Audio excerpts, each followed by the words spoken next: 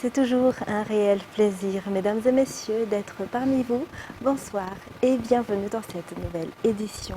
À la une de l'actualité, les populations d'Ambatondjazak et d'Alochamangour ont soutenu qu'elles ne connaissaient qu'un seul candidat à la présidentielle pour les 5 prochaines années, à savoir le candidat numéro 3, Andjradjoueln. Les habitants de Tanambé, Ambaravavoul et surtout ceux qui sont venus à Ambatondjazak ont confirmé leur choix de soutenir le candidat Andjradjoueln, même s'il y a eu la campagne d'un autre candidat sur place le même jour. Judikel Ranjanirin, Andjradjandjebe. Le choix de la population d'Ambatondjazak le 16 novembre est clair. Hier, 2 candidats ont effectué leur campagne, tous deux à Ambatondjazak. Mais le stade de Rassoul Zatouf, où était le candidat numéro 3, était plein à craquer.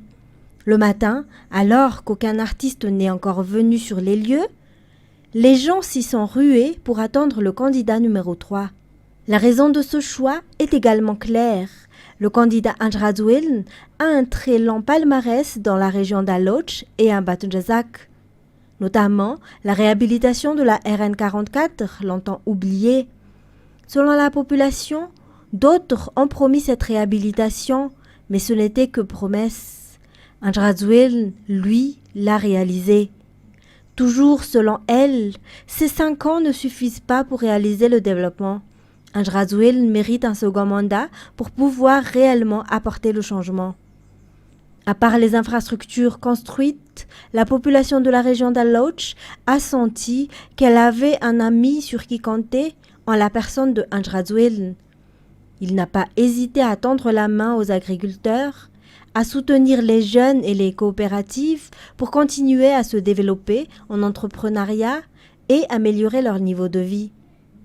Même Tanambé, une commune du district d'Ambaravavoul, a été visitée par le candidat Andjradjoueln et il a apporté de l'aide pour soutenir les habitants lors des inondations, sans oublier les différentes aides sociales.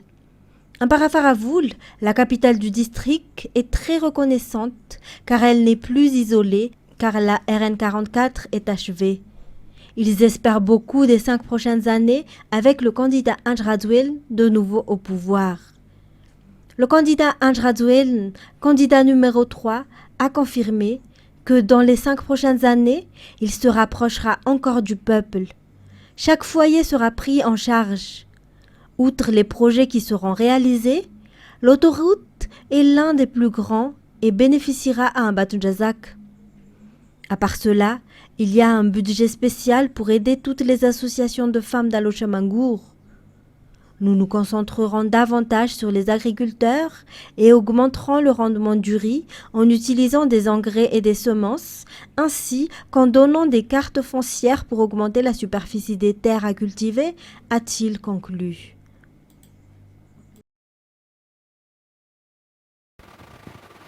La filière vanille assure les moyens de subsistance de la majorité de la population de la région de Sava.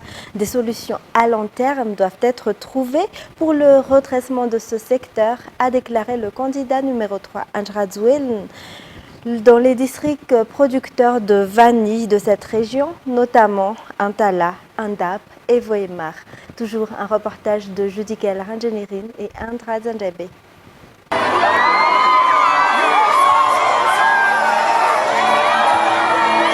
Le candidat Andjradjoueln a rencontré les habitants de la commune d'Abanefein dans le district de Voemar ce mercredi dans le cadre de la campagne électorale. Il a présenté ses programmes et plans d'action pour les 5 prochaines années pour développer la région et surtout se rapprocher de la population lors de cette occasion. Le candidat Andjradjoueln a également fait un bilan de ses nombreuses réalisations lors de ce premier mandat. Comme à Voemar, de nombreuses personnes sont également venues rencontrer le candidat Andjradjoueln à Andap. L'un des sujets abordés a été le redressement de la filière vanille, un produit qui fait la renommée de la région Sava et qui assure également les moyens de subsistance de la majorité de la population.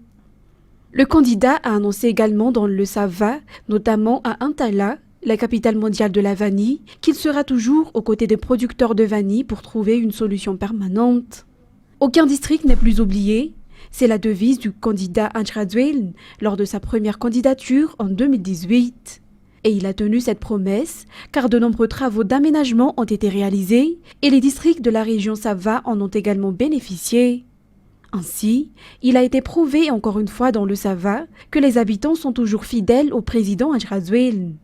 Ces réalisations sont d'une grande importance pour la population, des travaux qui répondent pleinement aux besoins de la population et qui ont changé l'histoire de cette région, comme la réhabilitation de la route Abilbe-Vohemar reliant les régions Sava et Diana.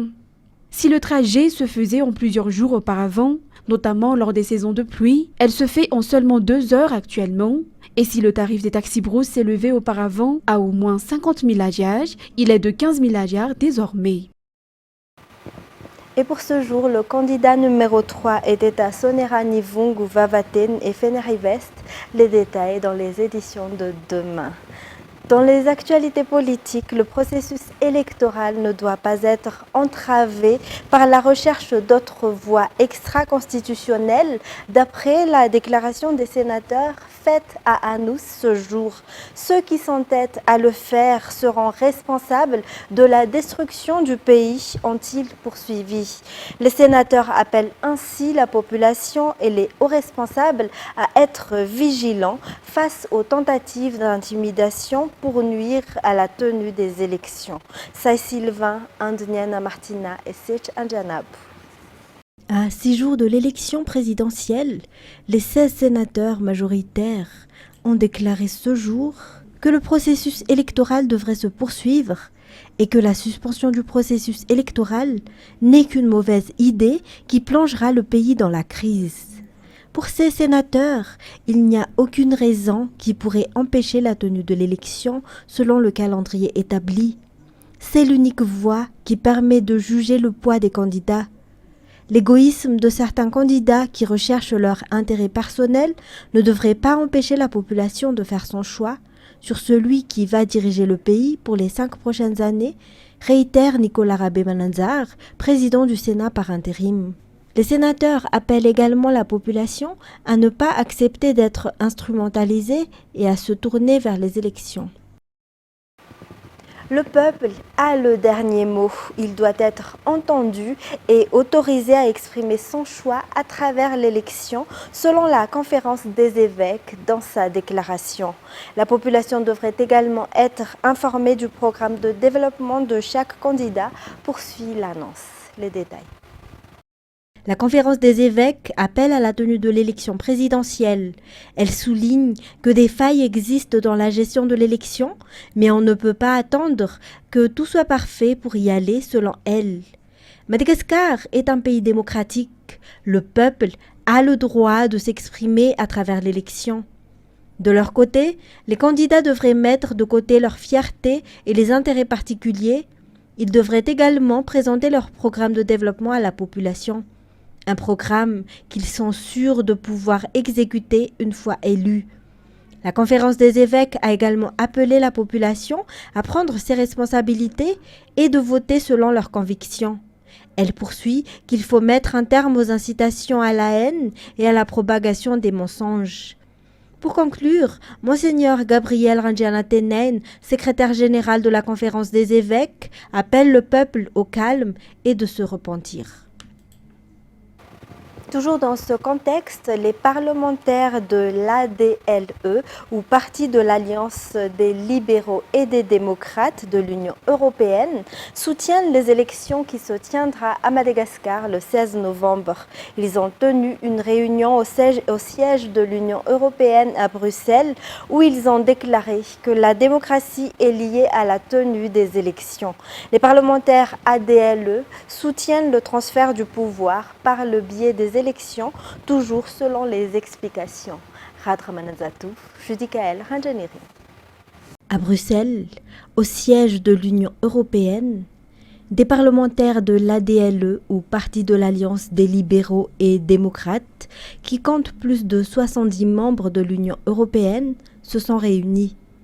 Ils soutiennent les élections qui se tiendront à Madagascar le 16 novembre. Après avoir suivi de près le processus électoral à Madagascar, l'ADLE, constituée des membres des principes libéraux et démocratiques, se rend compte qu'il faut poursuivre les efforts, le travail et les principes qui favorisent le développement de Madagascar, déjà réalisés par le président Andry Rajoelina. Ces parlementaires ont également souligné que le processus électoral est conforme à la Constitution et que toutes les procédures ont été respectées. L'ADLE soutient la transition du pouvoir par le biais d'élections. La démocratie doit être valorisée et protégée, ont affirmé ces élus européens. La démocratie, disent ces parlementaires, est liée aux élections. Les parlementaires réunis à Bruxelles sont fermes sur le fait que les élections doivent avoir lieu à Madagascar le 16 novembre. Les différentes méthodes et formes visant à empêcher ou menacer les élections ne sont pas acceptées, ont déclaré ces parlementaires. Dans les actualités également, l'Assemblée nationale est de nouveau en deuil. Honoré Rassoul Nzatouf, dit Papa Soul, député élu dans le district de Faratiu et vice-président de l'Assemblée nationale pour la province d'Antananarivo, est décédé ce vendredi matin. Il avait été élu sous les couleurs de l'IRD. Papa Soul avait cumulé plusieurs mandats au sein de l'Assemblée nationale. Il avait été élu sous la bannière Tikwi Madagascar en 2007, puis avait choisi d'être un candidat indépendant par la suite. En 2019, il s'était présenté sous les couleurs de l'IRD pour briguer un nouveau mandat à l'Assemblée nationale. La famille de Viva présente ses condoléances aux familles endeuillées. Et puis dans un tout autre sujet, 7 montgolfières parcourant le ciel de 6 régions de Madagascar depuis le 8 novembre. Ils survoleront les forêts, les montagnes et les villages. Le mercredi 8 novembre a marqué le début de cette aventure époustouflante à Ampéfi, avec le tout premier vol où 3 montgolfières ont pris le départ. Les prochaines étapes promettent des vues à couper le souffle, passant par des destinations captivantes telles qu'Antirabé, Ambalavao, Fenoarivo, Issalu, pour finalement atteindre l'allée des Baobabs à Morndave. Cette édition, succédant à celle de 2019, offre une expérience inégalée aux touristes venant des 4 coins du globe. À bord de ces ballons géants, ils auront le privilège de découvrir la grande île sous un angle exceptionnel. Les paysages variés, des forêts aux montagnes, en passant par les villages pittoresques, dévoileront toute la richesse de Madagascar d'une manière tout à fait unique. Le raid montgolfière devient ainsi une aventure immersive où l'exploration de la diversité naturelle et culturelle de Madagascar se fait dans le calme majestueux des ballons.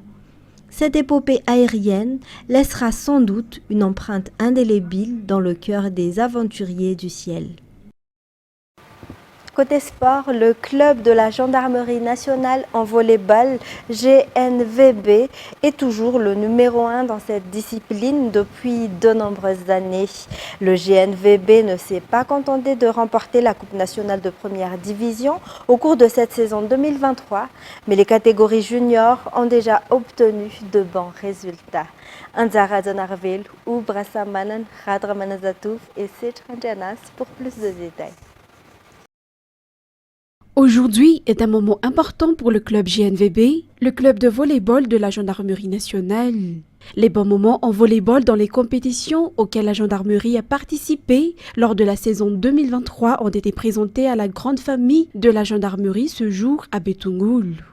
Ces trophées remportés par la gendarmerie ont atteint 16, le GNVB qui a participé au championnat fédéral de Madagascar dans les catégories première division masculine et féminine, catégorie junior, moins de 23 ans, 18 ans, 16 et 14 ans. Ce club a également remporté un trophée lors de l'ASIEF cette année. L'équipe de la GNVB a réussi à conserver le titre de champion de Madagascar jusqu'à présent et cherche également à obtenir des meilleurs résultats sur les matchs au niveau international. Par ailleurs, la catégorie junior au sein du GNVB, récemment créée, a également déjà obtenu de bons résultats. Et en ce moment, il y a un recrutement de jeunes qui ont les conditions requises pour cette discipline. Le GNVP s'est déclaré prêt à participer à la Coupe de l'océan Indien aux Zone 7. Et on enchaîne par les actualités internationales. L'armée israélienne a accepté d'observer des pauses de quelques heures chaque jour dans le nord de la bande de Gaza pour permettre aux civils palestiniens de quitter cette zone où les combats avec le Hamas font rage sans perspective de cesser le feu. France 24. Sur ce couloir d'évacuation, présenté comme sécurisé par Tsahal, une foule compacte de civils. Sur des kilomètres, ils sont probablement des dizaines de milliers de Palestiniens à fuir, direction le sud de l'enclave. Des Gazaouis avec leurs familles, des enfants apeurés, des personnes handicapées qui profitent de pauses tactiques décrétées par l'armée israélienne pour évacuer. Selon Washington, ces trêves quotidiennes dureront 4 heures. 100 000 personnes environ auraient déjà emprunté ce couloir en 2 jours. Certains déplacés ont découvert un paysage de désolation sur leur chemin. On a marché au milieu du chaos. J'ai vu les martyrs sur la route, des personnes avec leurs membres déchiquetés. Il y avait des chars, des occupants autour d'eux, des véhicules et des habitations en feu et détruits, des usines détruites aussi. Je n'ai vu que de la destruction autour de nous. À la manœuvre, le Qatar, selon plusieurs sources anonymes, qui aurait joué le rôle de médiateur dans les négociations entre Israël et le Hamas. À la clé, la libération d'une douzaine d'otages, dont des Américains retenus à Gaza, en échange d'une trêve.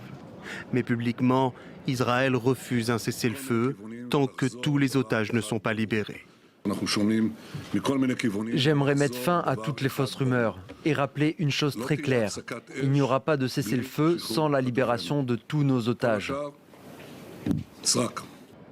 2 d'entre eux, retenus par le djihad islamique, sont apparus dans une vidéo publiée par le mouvement palestinien qui affirme être prêt à les libérer si les conditions sécuritaires sont réunies.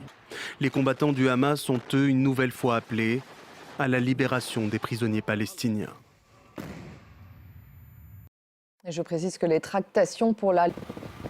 Le choc également socio-économique de la guerre entre Israël et le Hamas va entraîner des centaines de milliers de Palestiniens dans la pauvreté, a alerté hier l'ONU, mettant en garde contre les impacts à long terme à Gaza, mais aussi en Cisjordanie. France 24. Une explosion de la pauvreté est crainte à Gaza, mais aussi en Cisjordanie. C'est le principal message d'un nouveau rapport des Nations Unies publié ce jeudi. Après un mois de guerre, le taux de pauvreté dans les territoires palestiniens devrait bondir de 5 points, frôlant ainsi les 32%. Une situation particulièrement dramatique à Gaza. Là-bas, près de la moitié des logements ont été touchés ou détruits selon l'ONU. Des entreprises et des stocks alimentaires ont également été réduits en cendres. La perte de revenus, la perte de capacité de production, l'argent qu'il faut trouver pour recréer ces flux de revenus pour les agriculteurs, il faudra des années pour s'en remettre. C'est pourquoi nous parlons d'un recul en termes de développement qui dépasse de loin le temps nécessaire à la destruction et à la reconstruction immédiate.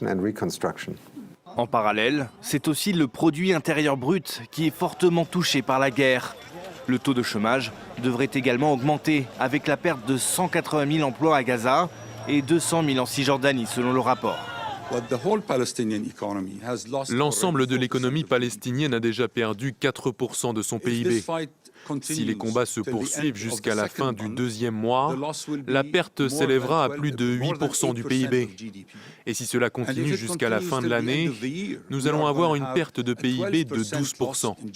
Juste pour vous donner une comparaison, l'Ukraine a perdu 30% de son PIB en 1 an et demi de combat. Et ces effets dévastateurs ont déjà des conséquences au-delà des frontières. Les retombées négatives de la guerre atteignent déjà les pays voisins comme le Liban, la Jordanie et l'Égypte, aggravant ainsi leurs défis socio-économiques et budgétaires. Selon l'ONU, la guerre pourrait faire perdre jusqu'à 16 ans de développement dans la bande de Gaza. Le Parlement européen et les États membres de l'Union européenne se sont mis d'accord jeudi sur un projet législatif clé sur la biodiversité.